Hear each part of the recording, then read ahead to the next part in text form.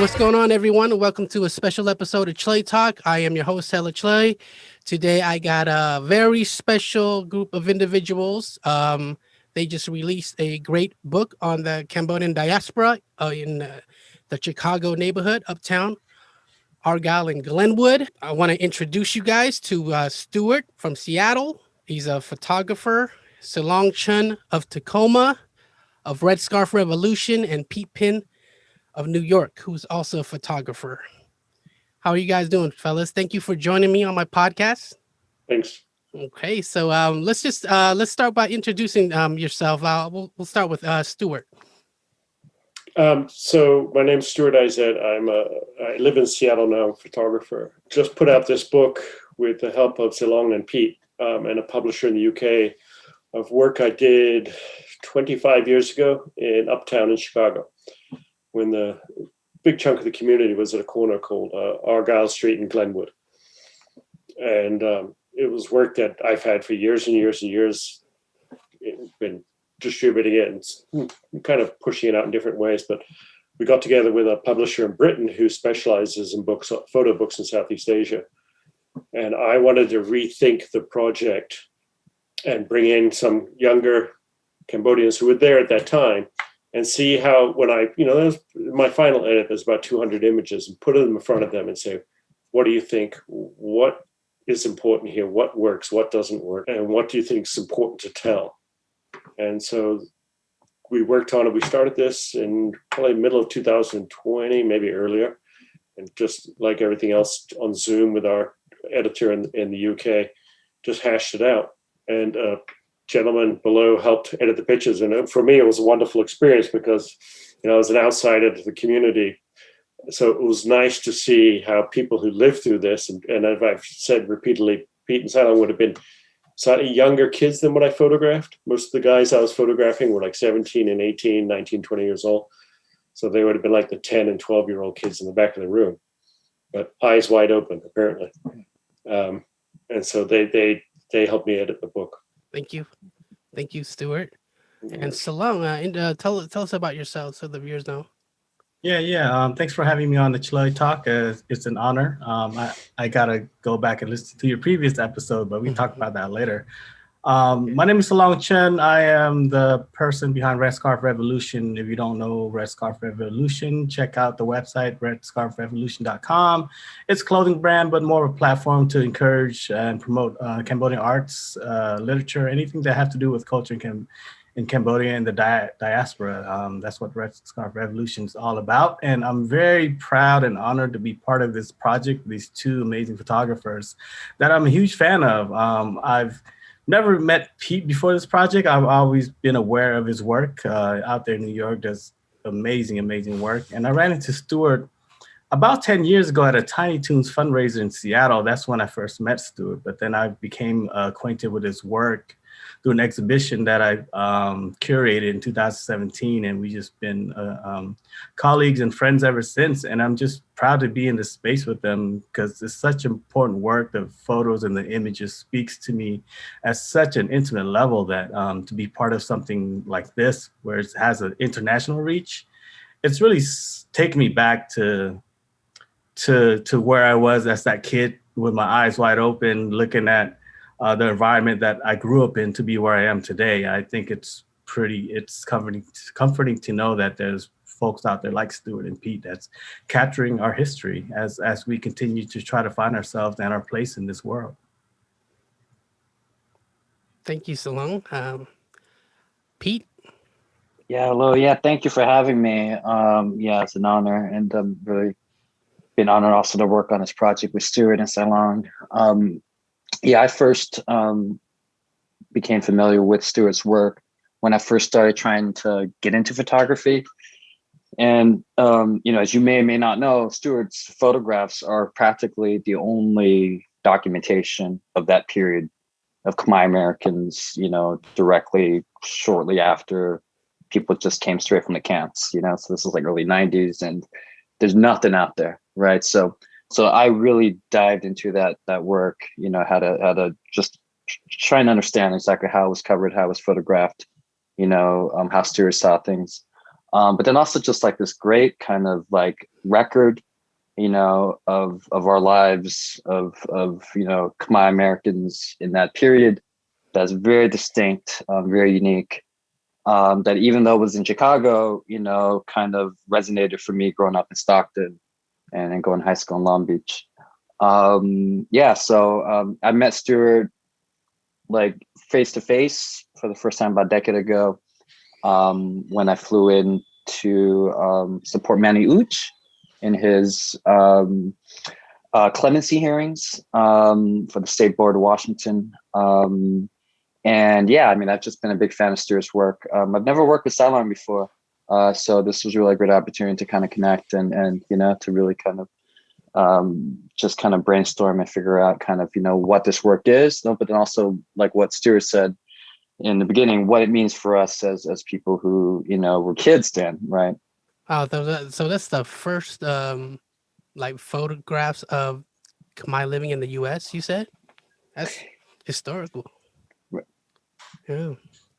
I'd put it in the terms of like just in terms of long form traditional documentary photography. Awesome. Obviously Cambodians are taking snapshots of their families and stuff, but Right. in terms of as a media project, as a long term, I worked on this for 3 years. So I remember at the time trying to find other photographers, and there was little bits of work that were done in Lowell, Massachusetts, and then there were some odd news stories on the West Coast, but there was nothing long term, and nothing I would consider that had any kind of longevity. Because even today I can't find a lot of work. Wow. Yeah, I just want to add that the photos that Stuart, the photos that he took during that time, it gives you a kind of a different lens to view it as, because, saying it's not the first, because, I have photos from that in the 90s, the 80s, but those are family photos where you're taking pictures with your family and your kids, and it's more of a family portrait than anything for the family, where Stuart's work is really an intimate look of like just everyday daily lives from a more of a voyeur point of view. And I think it gives a huge value of an insight of a glimpse of what it was like from an outside lens, where our family photo is more, it's just pictures of the family, which is, I don't view it as the same, if that makes sense.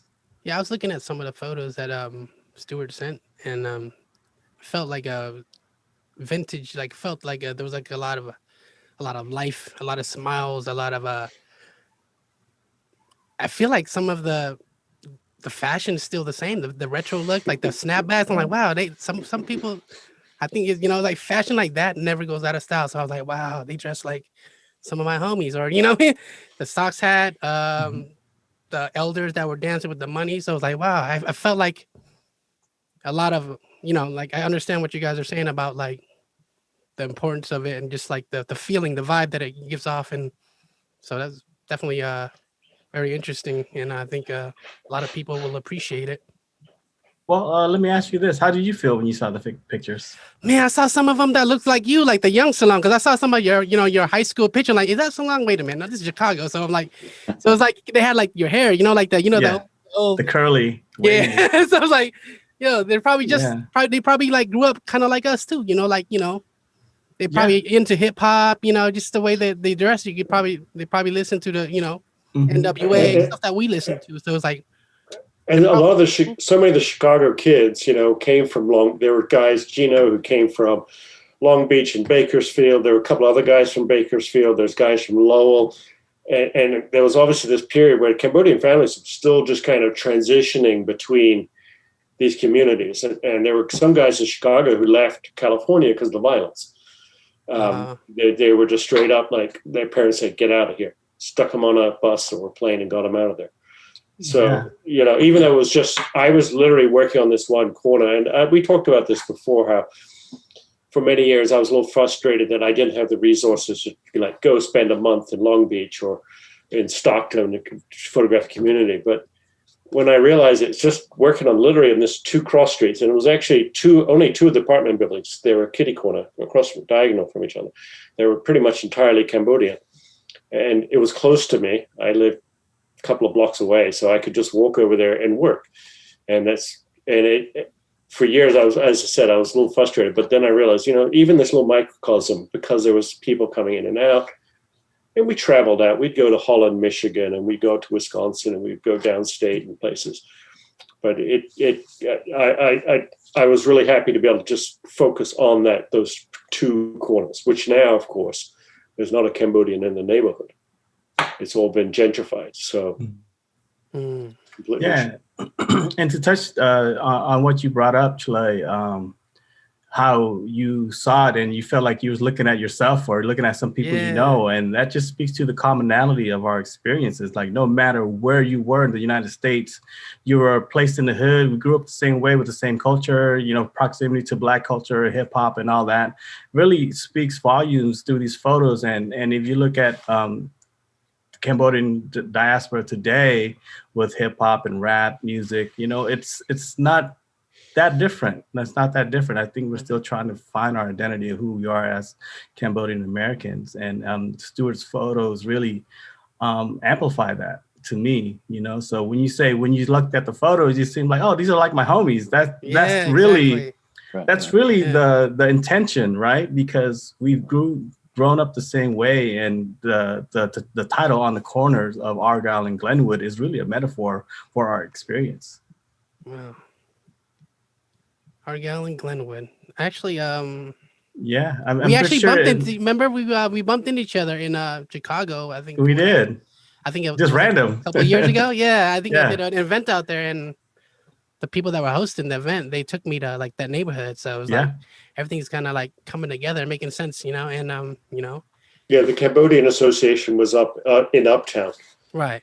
About 5 or 6 blocks away from, and there were 2 temples. There were 2 Cambodian temples. I know one's gone. I don't know if the other one's still there. Wow. So, and that was my first time in Chicago. It's a good experience. I like Chicago for the short time I was there. Yeah, it's a huge city. Mm-hmm. Yeah, but a lot of the guys who are in these pictures, now they've all been pushed out. So a lot of them are living in Wisconsin, Janesville. A lot of them kind of moved up north.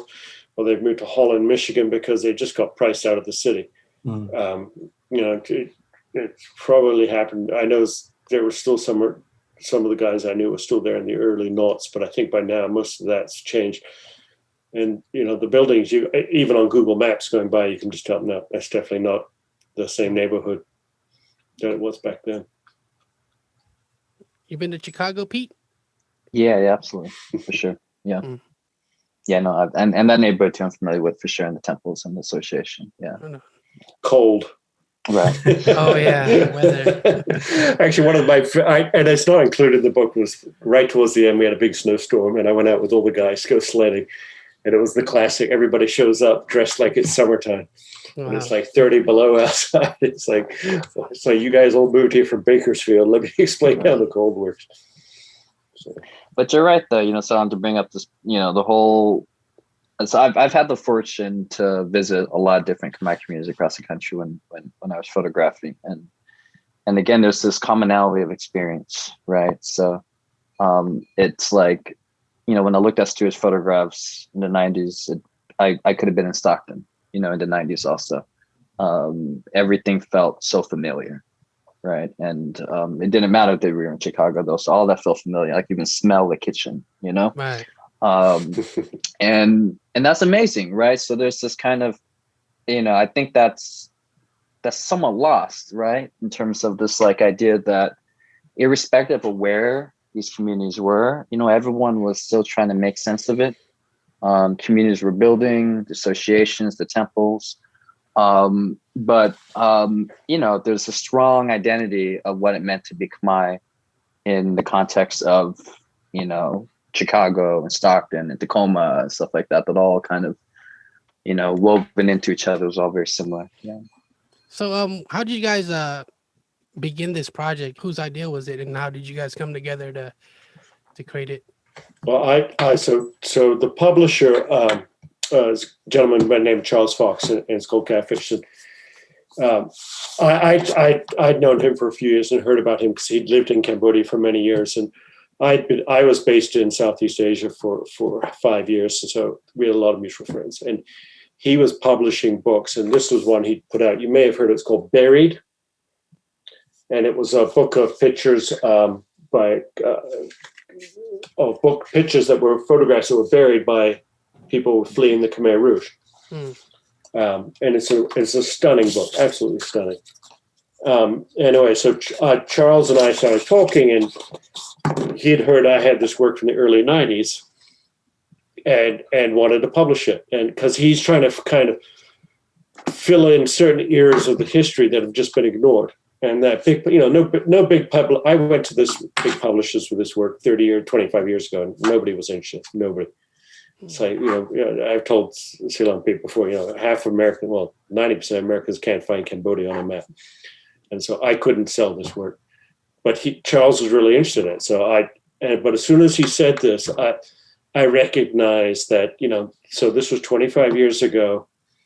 I was a student in Southeast Asian history. I'd studied Thai and Cambodian language. I'd lived in the region for several years at that point.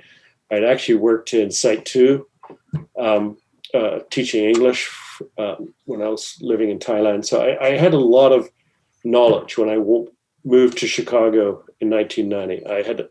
And I was actually planning on being an academic in Southeast Asian history and specializing in Cambodian history. But I very quickly said, you know what, I don't want to be an academic. I want to be a photographer because I'd always done pictures. So I started photographing the Cambodian community there. But obviously I was an outsider. But I came to the people there with knowledge, and I knew about the Cambodian history, and I knew about the camps, and I knew so I was able to make connections with people. I could talk about Khao Tang, I could talk about Site 2, I could talk about the Khmer Rouge, I could talk about da-da-da-da. And so the people kind of, I think they trusted me for this. And so I was able to get access. And of course, back then, Cambodians, unlike today, more so, you didn't go to college and study photography. If you're a Cambodian in 1990, you got to college, you were going to study accounting, law, become a professional. Your parents wouldn't have, it just wasn't on the map. So that I was photographing this community, and there was no one else doing this. And so when the chance came the book came up, I told Charles very specifically, I wanted to bring in Cambodians who lived through it to rethink the work as insiders. So it's a kind of insider outsider look of what that time period was like, and to fill in these holes. And it's some of the best conversations we had were listening to these guys, looking through the pictures, and it was like comfort food for them. Like looking at an apartment where you walked into a living room in a Chicago apartment, and there's not a scrap of furniture in there, and there's plastic mats everywhere. And it's like completely empty. It's like, they might have a bed in the bedroom, but Cambodian homes there was no furniture, and when you grew up as, white Anglo-Saxon Protestant, you'd had furniture everywhere in your home. So when they picked up on stuff like that, I was really, really happy. And the fashions and the hats with the tags still hanging off them, which, all this kind of stuff. It was really rewarding for me to see them pick up on that. So that was, that's the genesis of the project was, let's bring this together, because the tradition in documentary photography for many, many years was the outsider goes in with his camera and his black and white film and makes these big, elegant photographs, and you stick them on a museum wall, and it doesn't reach out to people. It doesn't, the subjects are never involved in it. Once it's done, it just kind of vanishes off to the Museum of Modern Art or to wherever. And I was never interested in doing it that way. I wanted to, and that's why I reached out to you, is because I want this. I'd like Cambodians to be able to see this work. That's to me is more important than have it hanging in a gallery and a bunch of people with wine and cheese staring at it. So I go, oh, this is so interesting. Wow. I really appreciate Stuart's efforts, and Charles too. Shout out to Charles Fox, who kind of put all this together along with all of us. And just to answer your question is when Stuart and Charles hit me up, say, hey, we're going to be working with Pete Pin. I was like, man, say no more. It's just an honor to be just around these wonderful, just amazing photographers, lifelong, dedicated to their art. And for me, it's just a great opportunity just to get to know Stuart, Pete, and Charles on another level. You know, I've been acquainted with Stuart and Charles for a while, and any opportunity to meet Pete, I was on board. So here I am.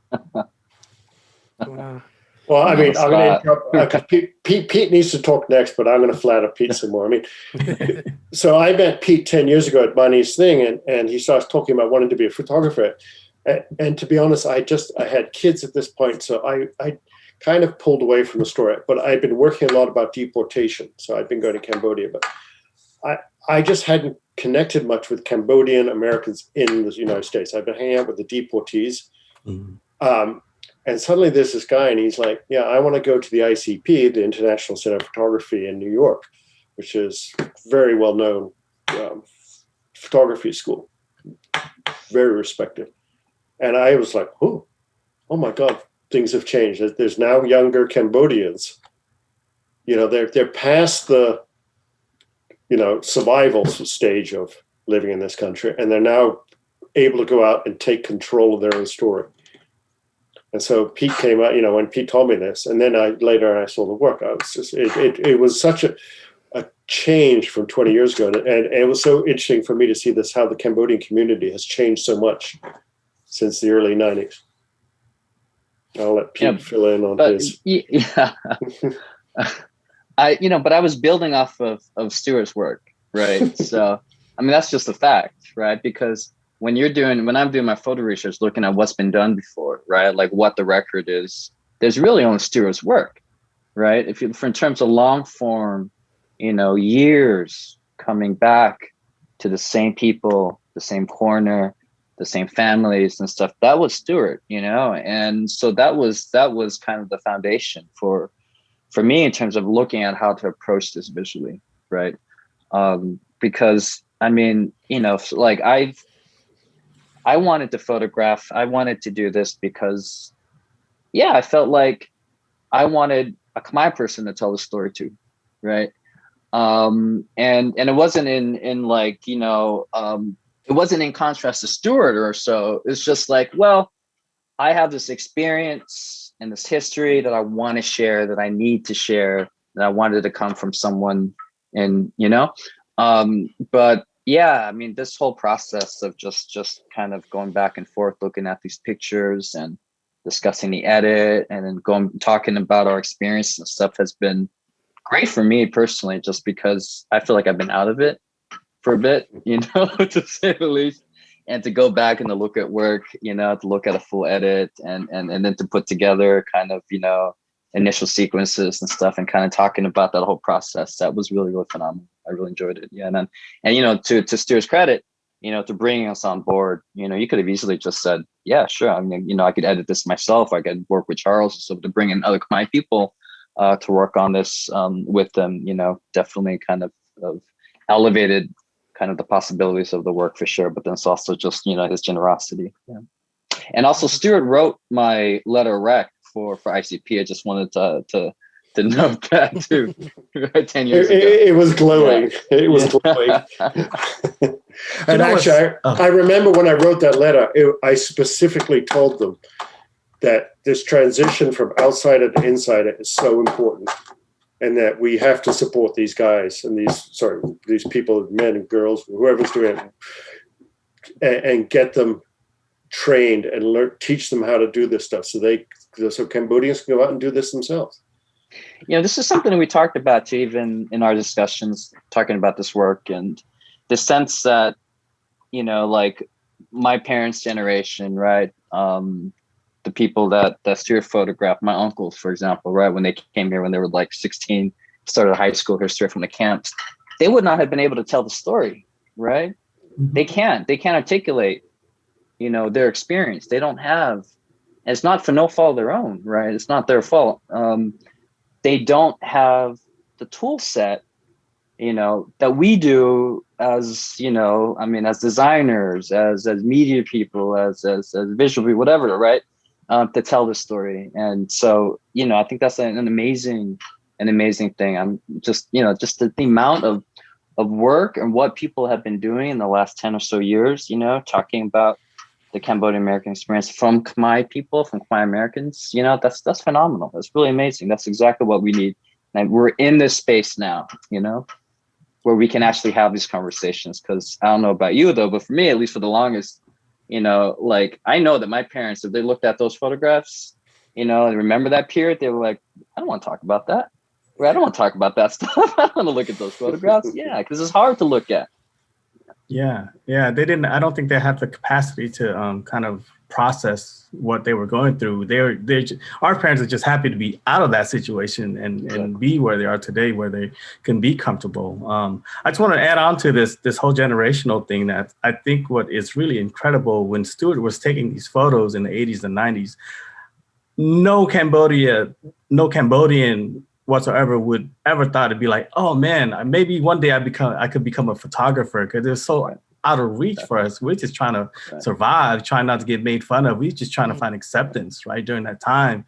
And to see this relationship between Stuart and Pete is, to me, that's incredible. It's for somebody, or especially a Cambodian American, to pursue photography. That's unheard of, because what our expectations are just to make a living so we can take care of ourselves and our family. But photography and other fields like that was so like another planet to us, So I'm sure Pete is disappointed his parents terribly. But it's such a cultural difference because, I grew up from an upper middle class family. My dad was a businessman, and we all knew we were going to go to college. My privilege, it's all over me. I have never denied it. But I also had a mother who just kind of said, you don't want to be working in an office. She could tell I was just not that type. Mm-hmm. So she encouraged me. Years later, she teased me. She said, I remember asking you, why didn't you become a photographer? And you said it was just your hobby. And then later on, you became a photographer. But she actively encouraged it, which is, it's just, I was very lucky that way. But, any of these guys, I was, even the kids. So within most of those families, there was always a couple of kids who were going to like a community college or doing something, trying to break out a little bit.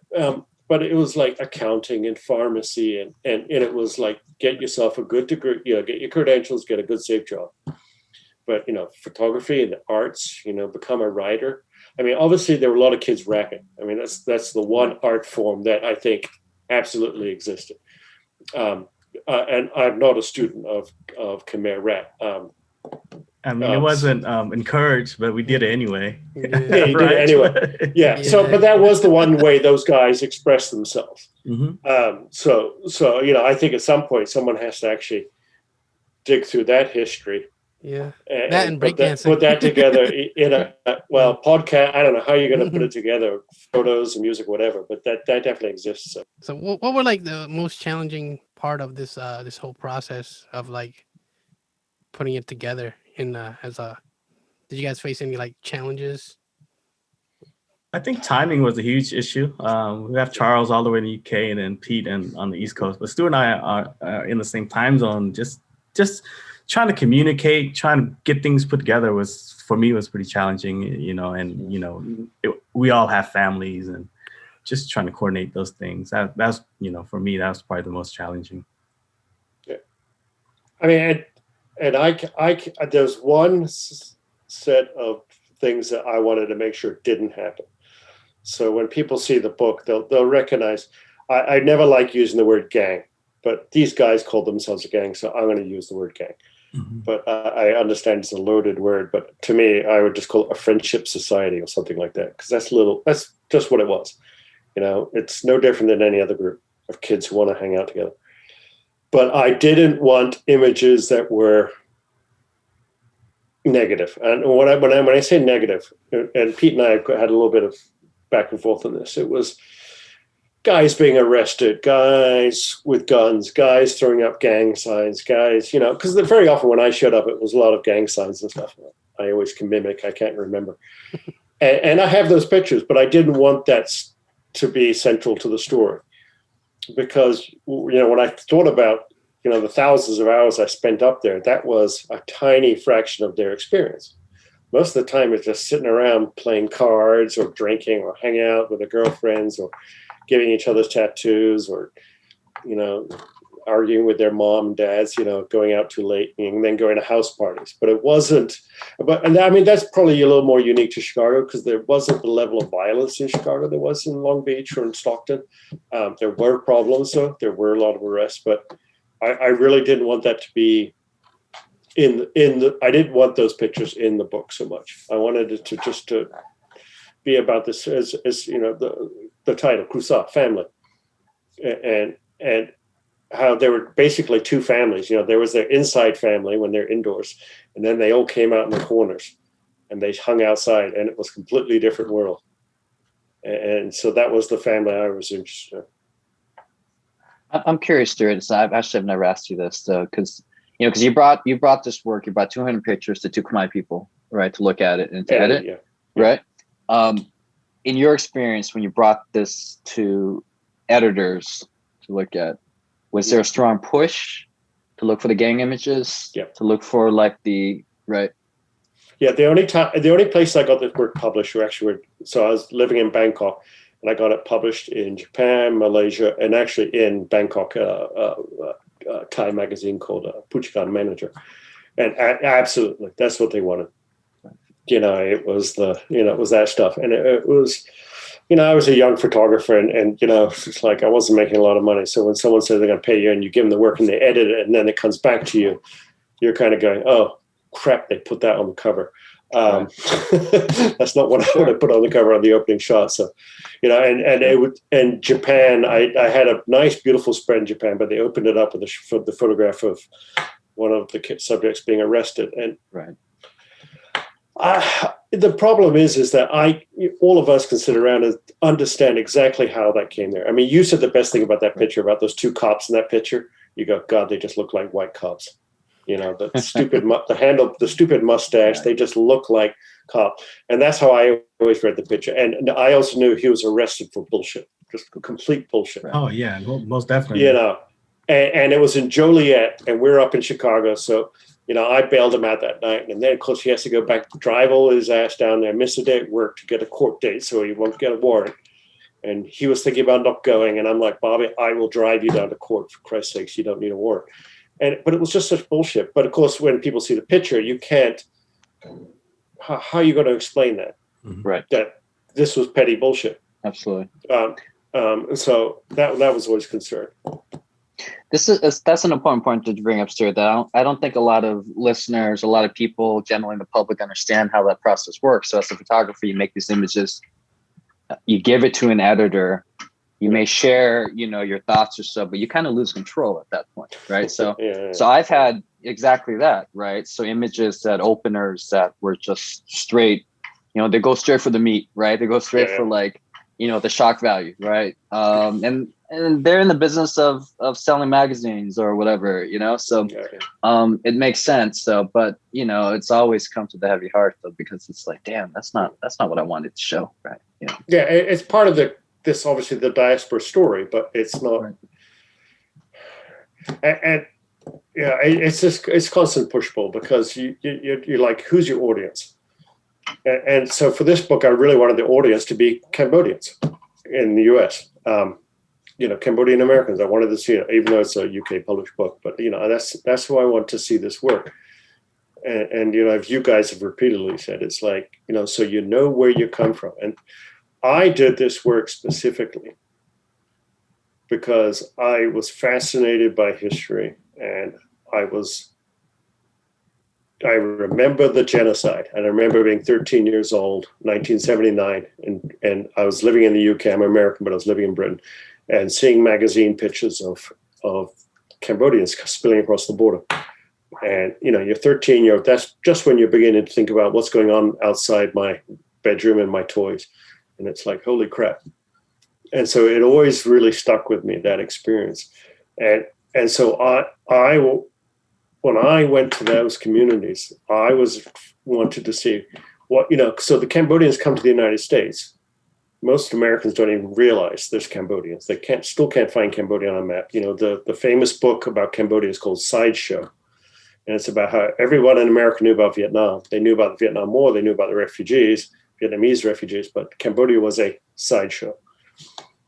And despite the horrors of what happened, one of the worst genocides of the 20th century. And to me, it was like, my God, they're living 5 minutes from me. People who lived through this experience and have these stories to tell. And of course, then I would go out and hang out with my American, quote unquote, American friends, and they just looked at me like I was insane.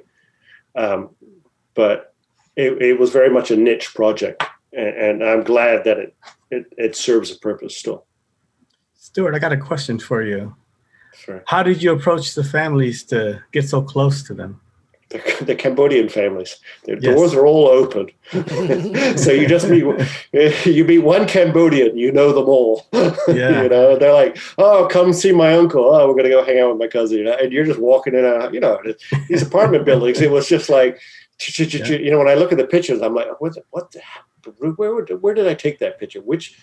I can't tell, but that's Cambodians. They're extraordinarily generous people. Yeah. And they're very open to outsiders. It's the same in Cambodia. I was going to say that too. I covered some very dangerous situations in Cambodia, and the only good thing about it was the Cambodians. They were really cool about it. They helped you keep you cool. Yeah, it's quite an experience for me too, because I consider myself Cambodian, and I go visit Cambodia, and everyone doesn't see you as Cambodian, but you can feel the sense of generosity and kindness, and everyone is just so super nice and friendly, man. It's unbelievable. So. Even when I was at armed checkpoints in Samlong, they'd be smiling at you and then sticking guns at you. So just doing my job. that was during the war, so the end of the war, Civil War. So I haven't been back to Khmer yet, so hopefully.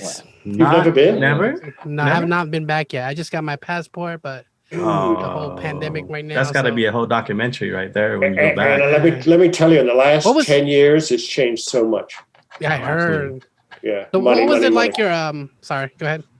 Sorry, like just the economy has taken off. I see. I've been watching a lot of just travel vlogs in Cambodia just to get the first person look, but I can't wait to go. And what was it like your first time going back?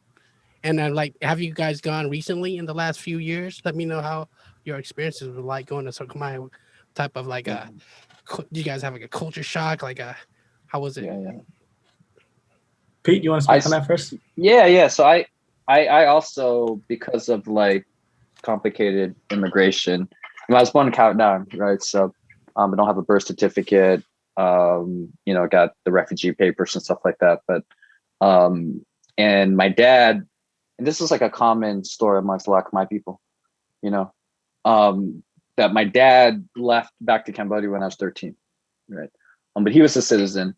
And then because he was a citizen, I'm by default a citizen also, but I just had no proof of it. So I just I didn't want to go until I could go as a citizen here. I don't know, because I just didn't want to risk leaving the country without the paperwork stuff. But I went for the first time a couple of years ago, and then I went back for almost a year. But to trace my family and to photograph kind of all the sites that my family lived, right, from before the war, during, the house that my mom grew up in, still there in Ban Bong, and and then the labor camps that she was in, the refugee camp in Countdown and stuff, which is just a forest now and all that, and that was amazing. But for sure, that was just getting out of that airport, Phnom Penh, for the first time, riding a tuk-tuk, just you got to ride a tuk-tuk. So straight out of the airport, you got to ride a tuk-tuk. You got to be outside for this. This is your first time. Just and just the coming from the States, and there it's just it's organized chaos, right? Everything is happening. Everything is moving every direction, right? and it's overwhelming at first, right? I remember the first time trying to cross the street, just kind of be like, man, I'm not going to cross the street. Ain't going to happen, right? And then you just do it after a while and just know it's just kind of like you just walk in there and everything just kind of parts and opens for you, you know? And that's just how people get around though, move kind of collectively, right? But yeah, man, it was a trip. It's a trip. And the sense that, like Silong, you said yourself, people know you're not Khmer, right? You may think you're Khmer. You may think you're Khmer. You go there, you realize that you're not Khmer. And that's a whole other thing, right? There's a whole other thing you got to process and try to figure out for sure. My experience was crazy too. I went in 05 and then 06 and then recently in 2019. Just the stark difference between 05 and 06 was crazy. My dad's house wasn't paved, the road, and then 06 it was paved. One thing I did notice that was missing from 2006 to 2019 was in Phnom Penh and the largest tourist cities, there wasn't as many child beggars. When I was over there in 05 and 06, they're just like ants to honey, man, just everywhere you went. And then I just couldn't really process that because I felt so bad. I wanted to help. And then a week into it, there's a switch that just turns off and then you just it becomes, I don't want to say normal because you don't want to normalize begging children pestering you, but I don't know what it is. You just kind of understand it a little bit more that you can't feed into this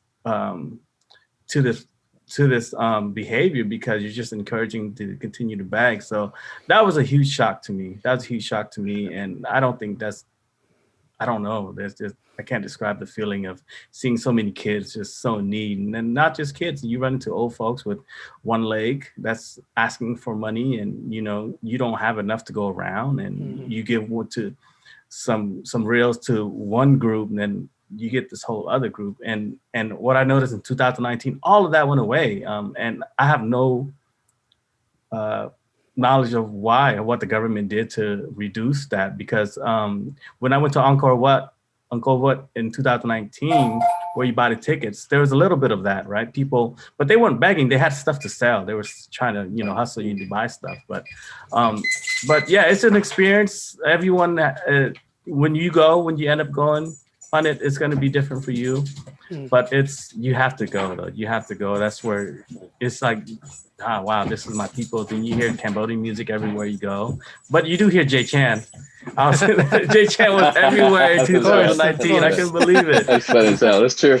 I was at Cap. We went to an island called Rabbit Island, which is like a 20-minute boat ride to the island. From Cap, right? Wow. Yeah. And the first thing I hear is Jay Chan, like, yo, man, this guy's everywhere. Get out of my life right now.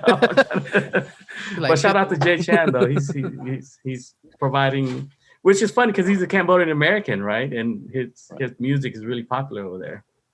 That's awesome. I think a lot for, now all these deportees who I've gone back to photograph have gone back there. Mm-hmm. When I first went back there and photographed them in the mid-2000s, Cambodia still felt very Cambodian. There wasn't a lot of rap. There wasn't basically a middle class in Cambodia. There was people who ran the place and everybody else. But now, flash forward 15 years, there's a booming middle class. And there's kids listening to hip hop. There's kids going to bars. There's kids that did not exist. I mean, first time I went to Cambodia was 1991. I mean, they barely, they didn't have electricity in Phnom Penh most of the time. I remember going to Siem Reap. And there was the Grand Hotel, which is now one of the best hotels in the world. Half of it had collapsed. And they were renting out hammocks on the other side. And you would sleep in a hammock. Now it's a $500 a night hotel, and there's 300 hotels now in Siem Reap. There were no hotels there. And you go to the temples. You couldn't leave the famous Red Stone Temple. It's like 30 minutes north. And we all like, we want to go see that. Like, Khmer Rouge. Yeah. When the Khmer Rouge ran it. And then it was a divided country. We used to sneak across the border and do stories on the Khmer Rouge, the kind of the dead enders in Pai Lin and Poi Pet, and then up in the north in Ang Long Veng. But now it's like, tourists go up and see where Pol Pot died. Right. Yeah. And to me, it's just it's very strange because I just remember it as this very difficult country that had this difficult history, and it's stabilized. It's gotten better. It's still not perfect. It's a long way from perfect, especially with the way it's run. But it's compared to the days when it was. I mean, last time I went to Cambodia, I went with my kids, and I still remember we'd been there for probably about 10 days, and we were sitting at a roadside stand, and my little girl discovered Cambodian fish noodle soup. She loved it. And this truck pulls up and a bunch of men pile out with their guns and go in and get food. And I just went, oh my God, I've been in Cambodia in 2 weeks. And those are the first guns I've seen. Yeah, different than the 90s. Whereas in the old days, it was everywhere. I mean, everywhere you went, it was guns and everything. So the country is changed. It's more open. It's definitely safer. You just, avoid politics. Definitely.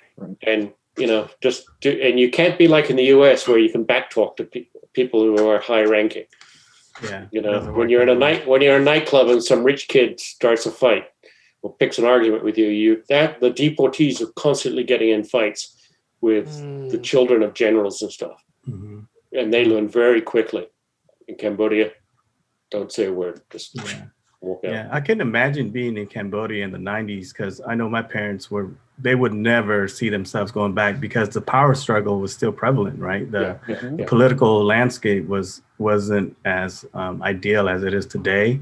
I don't want to say it's a lot more stable. That's why the economy is growing, but the power has solidified in one party. Right. It's stable. It's stable in that way, right? It's stable in that sense. Right. So, for sure.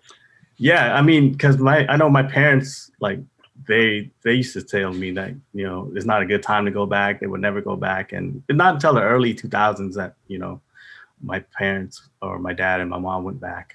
So yeah, it's pretty safe now. Yeah. It really is. It's funny because, we used to live in Bangkok and we'd go work in Cambodia and come back to Bangkok and be like, oof, just what a rough few weeks. And now it's actually reversed. I know people, because Thailand's having all these political problems and protests and fights. People go to Phnom Penh for peace and quiet. And they go back to Bangkok for the trouble. So history has changed. Yeah, but I mean, I was glad to be able to experience the last years of the old Cambodia, where it was, 05 was still pretty new in the stability of the country. But I couldn't imagine being there in the 90s. Yeah. I mean, the country still was rebuilding,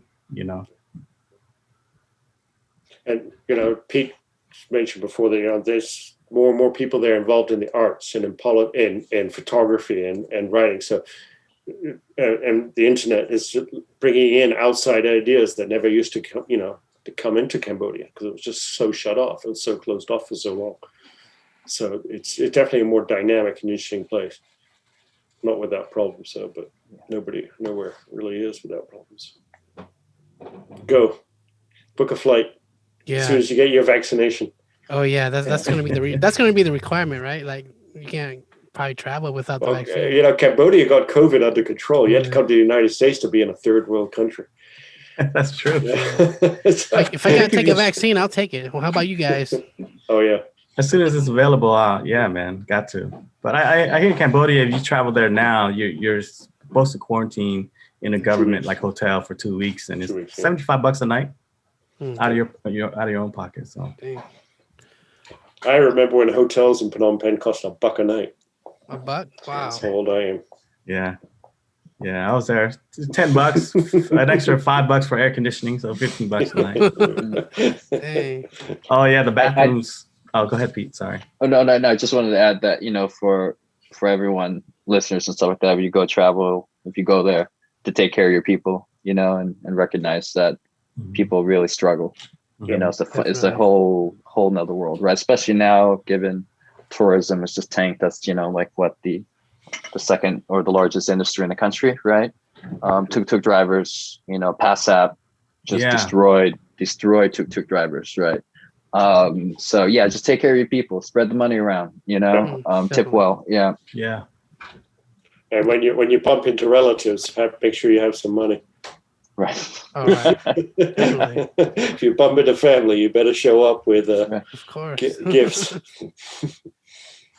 One of the most interesting experiences I had was 2008. Sorry, one of my kids. so I was photographing the deportees, and someone said, well, one of these guys had gone back up to Bantiminchia, and his sister had never left. He was 42, 43. His sister had never left. He comes to Phnom Penh. The family says, go back, stay with your sister. So he goes up there, and he got deported over a pound of weed. One of these stupid stories. And so he goes up to find his sister, and they're farmers. And so I go up there, on a little moto on the back of a scooter, trying to find this guy.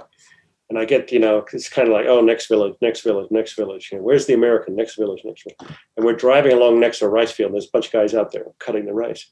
And this guy stands up and he goes, dude, oh, whatever you do in California. I don't know what, I can't remember what Cambodia, but he saw there's a white guy coming down the road and was just so happy.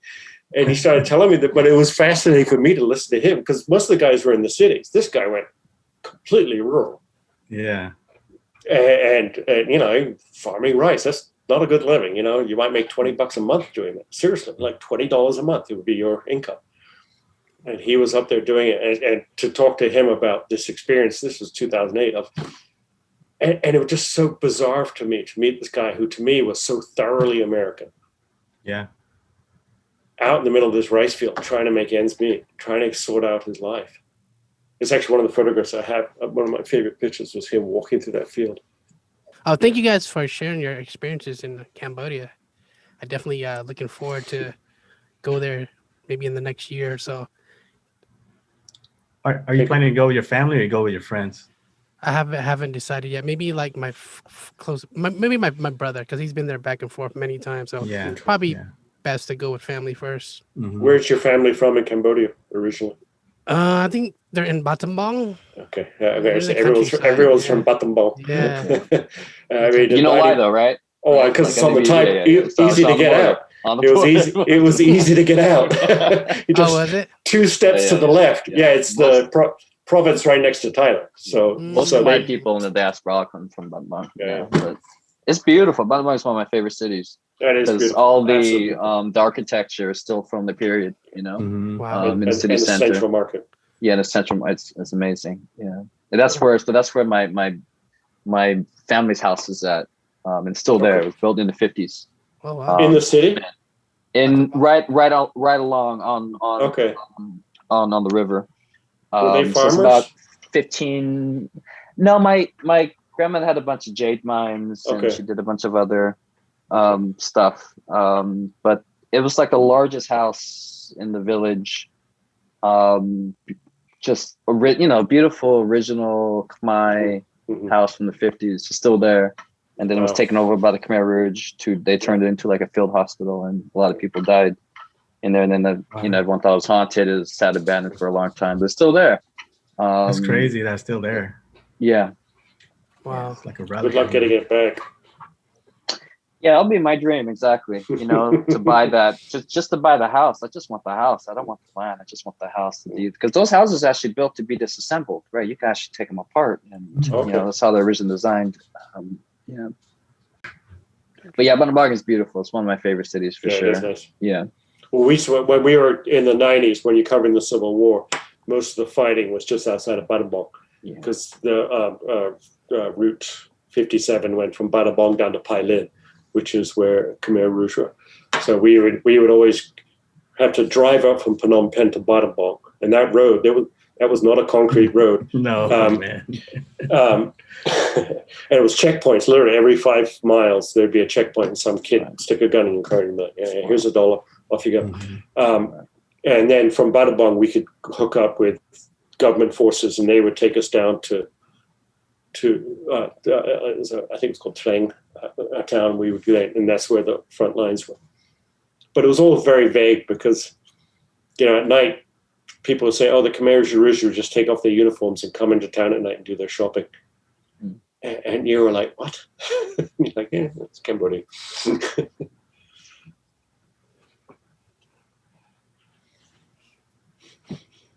So Silong, you told the story in the book, like, was it your It wasn't really a story. It's just more text about the experience, describing the scene, the photos, what it meant to me, and just kind of put into context the background and the reasons for the photos, and what really what the photos spoke to me.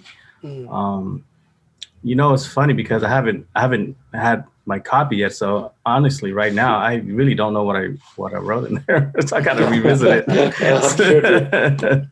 I mean, I just haven't revisited it since we got it to publishing. I was hoping to read it. I should be getting my copies soon, but yeah, it's more of a description of the experience and what I saw and what those photos really meant to me as a Cambodian-American growing up in that environment. That's the book. I have to turn off my screen because otherwise it doesn't show up. Wow. So, and it's, as we said, it comes in a nice little white sleeve, and it's like almost like a zine.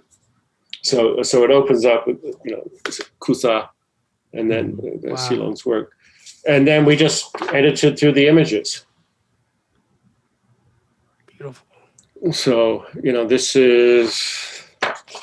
this was the process we went through, and we didn't. The text doesn't link up with the images directly. It's not saying this is what's going on. There's actually no captions in the work. We didn't want it to be like a document like that. This is the corner. I love these. There's nothing more Cambodian than these maps. That could be in any corner, in any right. Mm-hmm. Right. The kid bathtub, kids watching their siblings. You see that in Cambodia, you saw that in the refugee camps, and then I see it in an apartment in Chicago. Yeah, I used to do that with the buckets. I mean, you'll recognize the tattoo tool. Was that a Nintendo plug? It's like a cassette player engine with a guitar wire. Oh wow! They were MacGyver back then. I remember my brother made one with like a Nintendo plug. Well, that's commonly referred to as a jailhouse tattoo. Yeah, the jailhouse tattoo. Yeah, and it was common. It was really common. But these are the images I loved. This is Gino like and Nguyen. Just hanging out in the bathroom, just shaving like Bruce heads. Lee. Yeah. This. I like how these the just all pictures, and you can feel it. Yeah, I'm going to do this just because a lot of people might not be able to see it. And then this, of course, this is JoJo dancing at a house party, the same apartment. Wow! I mean, what a difference. Yeah. And I talked about this a little bit earlier, and I didn't focus on the girls. My interest was focusing on the men in the story. That I don't feel bad about that because I just don't think I could have done that story well. I just couldn't relate to their experiences as well. Yeah, this is the corner. This is Ricky. Yeah, and this is the fashion, the hats and the pants. And the baggy shorts, I remember those. Oh, yeah. And the hats, you got to keep that hat really perfect. Yeah. I mean, the guys actually, I'm still furious. They gave me a White Sox hat, and there's more Silong words. They gave me a White Sox hat with the tag, and they embroidered on the side of it, Loco Photo. Loco Photo? Was that your nickname from them? They gave you? Yeah, because they were OLB, so I was Loco Photo. Oh, got it. Yeah. And I somewhere, I moved so much in the last 25 years, I don't know where this hat is. This was one of the weddings. Oh, the wedding. Yeah, in the apartment. Everyone piled into a little Chicago apartment. See, like that looks like my brother's wedding in White Center. In the living room. Like that's how they did it. Making babies. Wow. 18, 16 years old. Actually, this girl emailed me a couple of years ago. She's now in her 20s. And wanted copies of these pictures. Yeah, this is how the. Wow, power of social media. How do you feel about social media where everyone can just reach out, find each other, like lost friends? It's actually become I don't want to say a bit of a problem for photographer, but when I did this, these guys knew there was no concept, hey, everybody in the world is going to see these pictures. This was, I wouldn't call it a private moment, but they knew it was just going to be kind of limited who might see this. But of course, now if you go out and do a project like this, everybody knows, shit, sorry, pardon my French. No, 1 million people could see me doing this. Go away. So in some ways, it's social media and this kind of stuff has really kind of damaged access and storytelling. Wow. So this is one of the wedding. Yeah, and the suit, the broad-shouldered suits. This is guy Ricky with his younger sister Wendy. She's now I think she's about 22, 23. I talked to her a couple of years ago. I know this was Pete and Silong's favorite. Cambodian for life. Cha-cha. Man. Yeah, custom hats, that's dope. Yeah, and the fashion is on point. And he still got the hologram. Yeah, and the bill has to be flat. Yeah. The bill has to be flat, yeah. I think I tried to bend mine, and they're like, what are you doing? You moron? Man, that's like putting mustard on your, putting ketchup on your hot dog out there. But, this is the image that this book's about. Love it. This is Gino and his mom. So Gino had, that's the end of the book. Gino had to leave California, Bakersfield, because various reasons, it was getting too dangerous for him. And then we went out there together. We flew out, and then we rented a car. His parents had a car. We drove them back to Chicago. Me, Gino, and his parents. We got to Vegas. I had to buy 4 Czechoslovakian tires for the car because we couldn't get much further. We stopped off in Cambodians in Vegas, and Cambodians in Utah. I mean, Cambodians were everywhere, man. And of course, they knew them. They're all like related. They're like, we're going to stay with my cousin. I'm like, Gino, how many cousins do you have?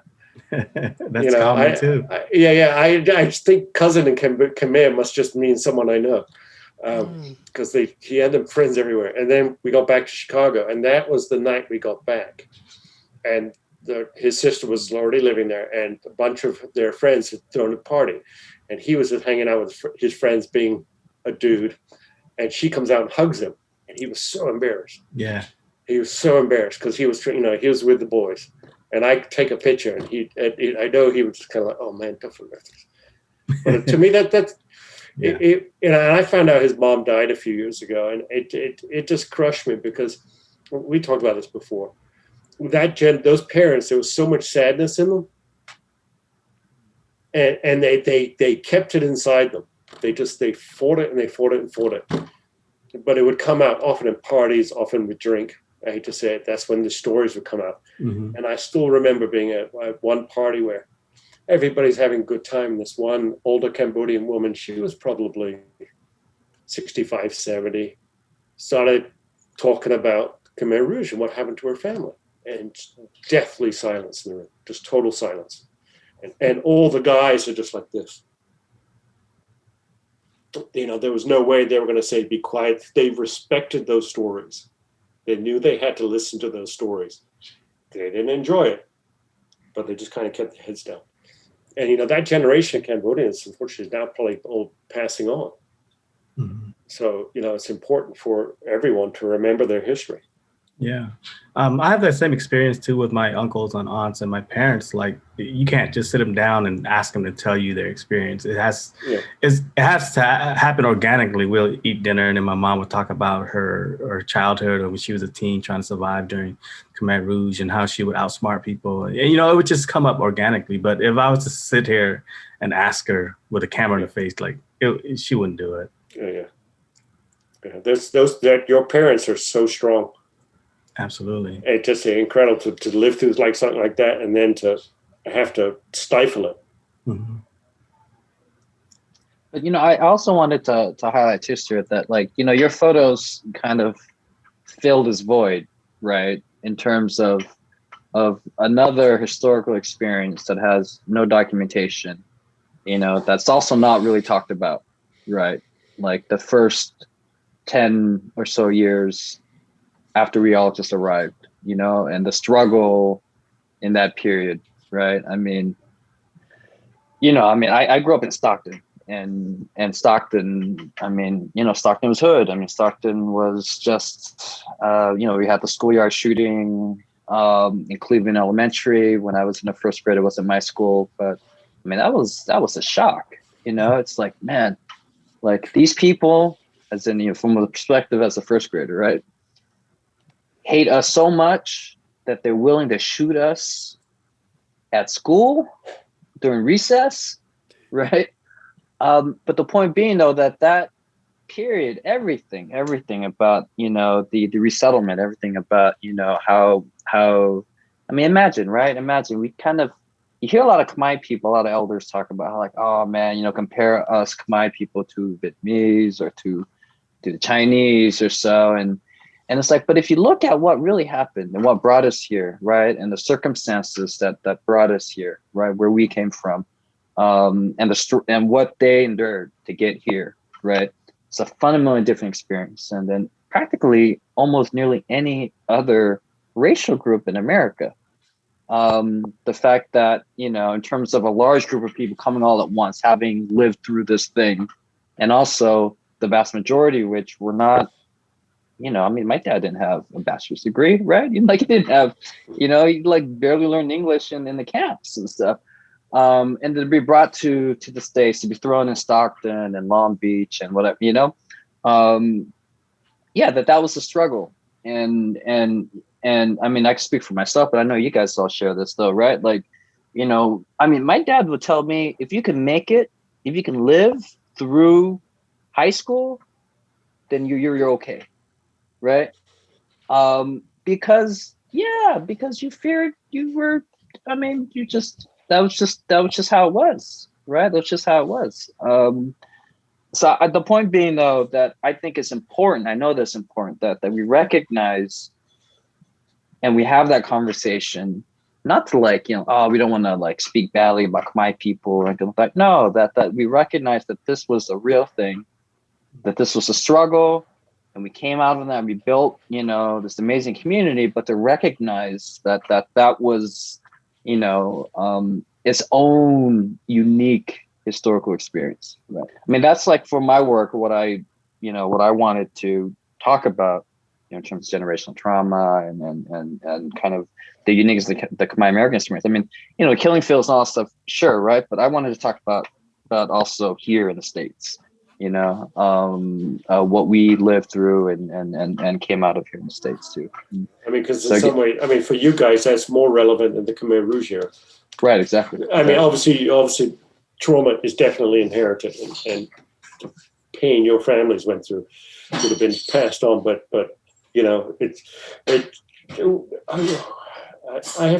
I'll try and find. I read an article recently just talking about how people need to get beyond talking about Cambodia and strictly in terms of the killing fields.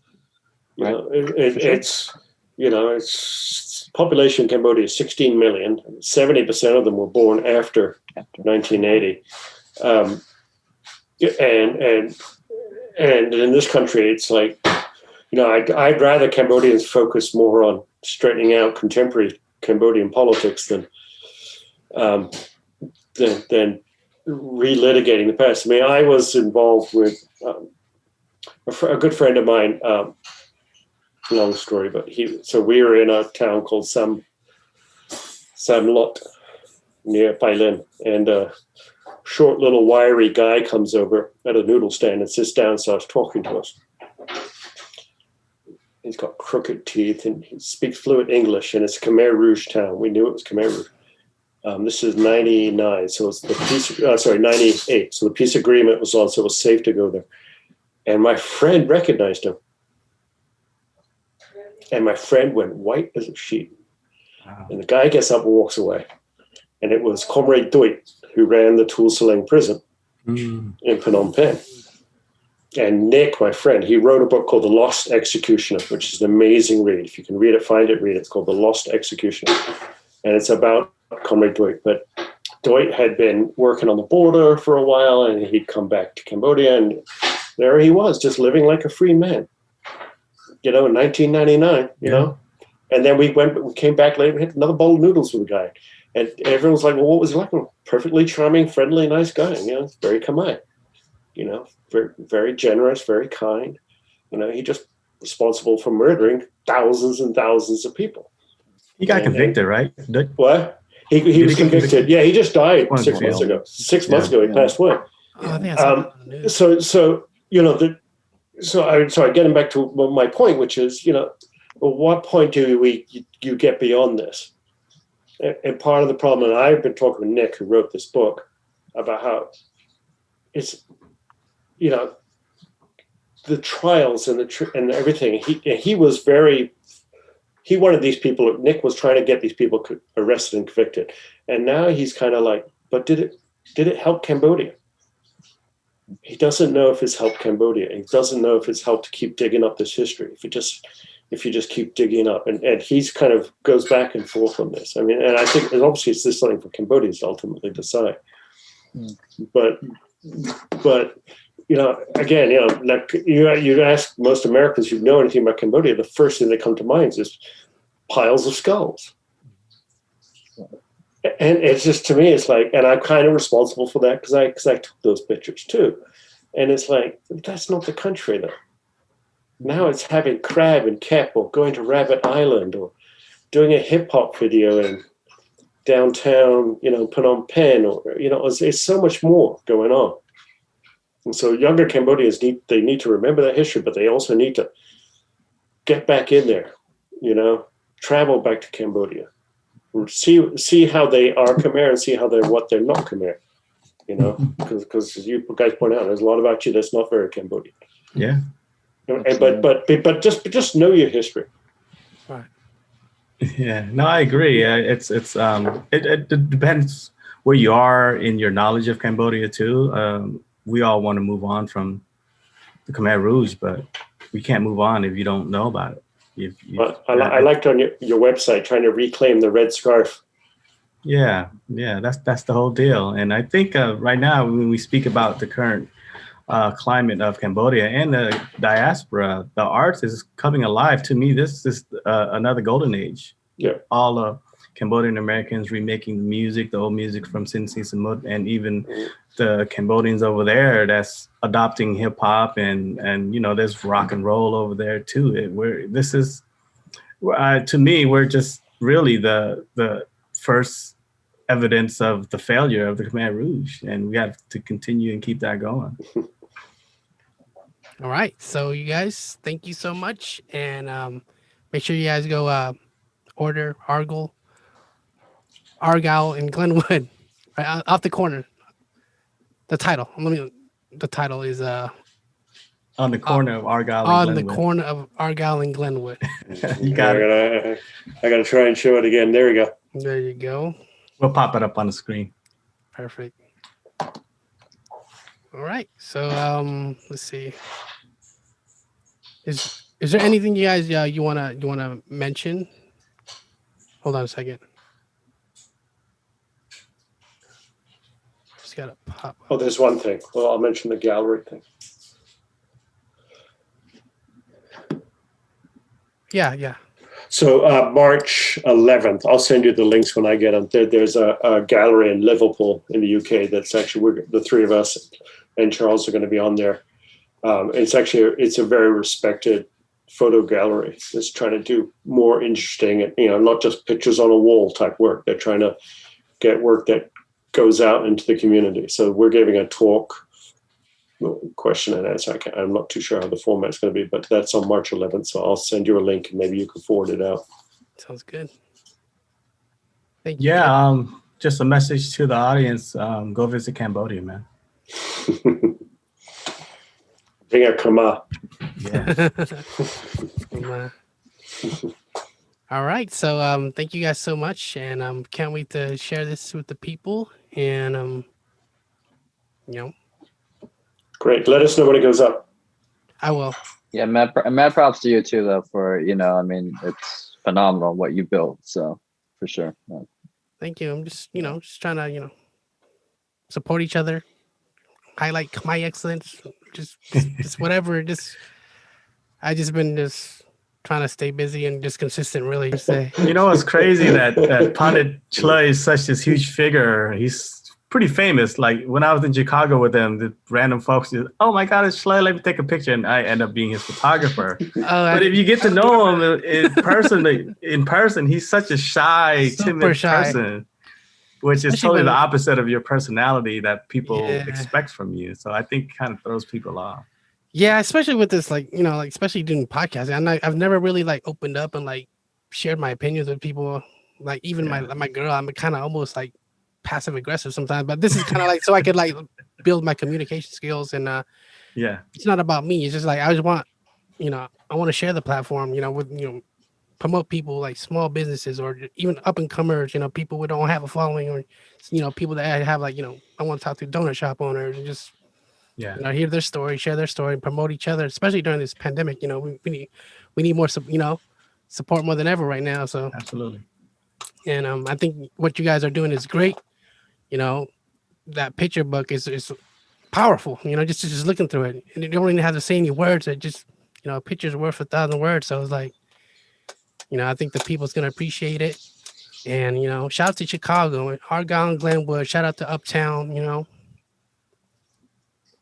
Shout out to everybody, man. Shout out to Stockton and shout out to Tacoma, Seattle, Long Beach, Lowell, LBC, Lowell, Lowell, yeah. Philly, Minnesota too. It's quite a population Minnesota. out there. Janesville, Janesville, Wisconsin.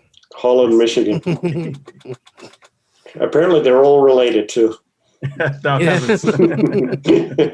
Everybody's family, one big family. I think it's a village thing. You're from the same village. It is village thing. It's village culture. That's good. Thank you guys so much. All right. All right, Thank thank you. you, man. Thank Thanks you. for having us. Yeah. Thank Bye, you. guys. Have a Bye-bye. good evening, y'all. Yeah. Have a good for evening. sure. Thank you. All right. Good night. Good night.